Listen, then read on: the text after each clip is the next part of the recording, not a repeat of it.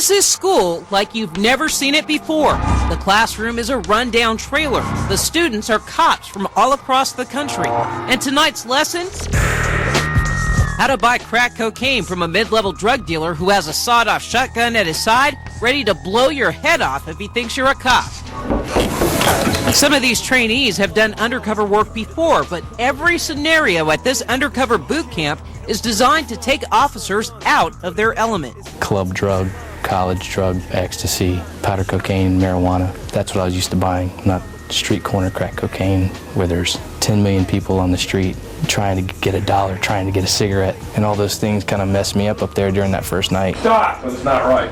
It's wrong. What the hell am I looking at back here? The 2-week course is taught by undercover officers from the Memphis Police Department. Instruction is also given by retired FBI agent Joe Pistone, whose 6 years undercover with the New York mob were the basis for the movie Donnie Brasco. The training scenarios are recorded on cameras from multiple angles, but it feels so real and looks so real, the recruits forget their training. Mid-level, low-level, just drug deals, buying small amounts of narcotics to infiltrating crack houses with prostitutes, and you name it, it's here. Part of being undercover is buying drugs, and that's exactly what the trainees are going to do inside this room tonight. They're going to do simulated drug buys. Here's the setup. An informant introduces the undercover officer to his drug-dealing, drug-using friends. The officer's job is to make contact, establish a relationship, make a money transaction, and get out alive, always keeping an eye on the informant to make sure he doesn't compromise the case. This trainee has some trouble. He buys the crack. Oh, come on, man. I ain't weighing up. Come on, man. I ain't going for 11, man. 5 for a hand?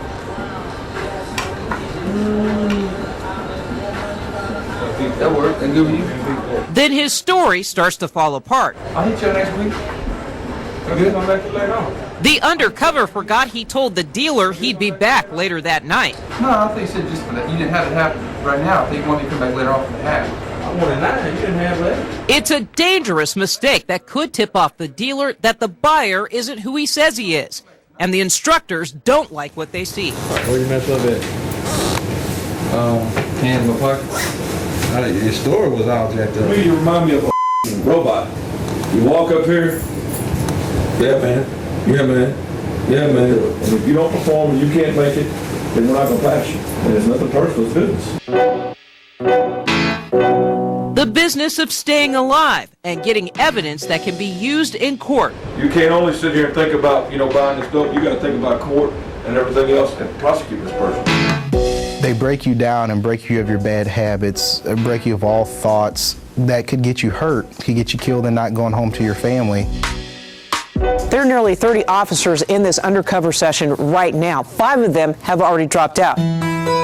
Of the trainees who complete the course, another 3 won't be certified as street ready. It's a 2-year, 2.5-year commitment if your body and your mind will let you carry it that far. More than mental and physical strength is tested. No sleep.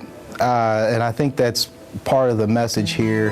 A lot of the undercovers, they don't get a lot of sleep. They're put into these roles, into these casts, and they have to portray themselves as the real deal.